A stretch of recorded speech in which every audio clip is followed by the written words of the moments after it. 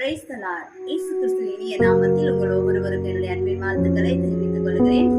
இன்றைய தேற்றிடும் ஔஷதத்தின் மூலமாய் கர்த்தர் நமக்கு கொடுக்கிறதான வார்த்தை மத்தேயு எழுதின சுவிசேஷம் 5வது அதிகாரம் 9வது வசனம். சமாதானம் பண்ணுகிறவர்கள் பாக்கியவான்கள், அவர்கள் தேவனுடைய புத்திரர் எனப்படுவார்கள். அல்லேலூயா. நம்முடைய ஆண்டவருக்கு பல நாமங்கள் உண்டு, பல பெயர்கள் உண்டு. அதுல ஒரு நாமம் தான் சமாதான பிரபு.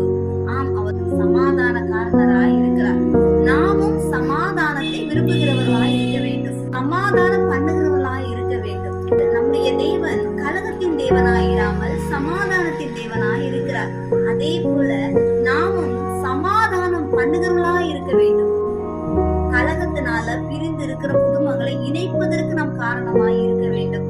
பிரபுவாகிய பிள்ளைகளாகிய நாம் சமாதானத்தை விரும்பி சமாதான பண்ணுவர்களாய் இருப்போமானால்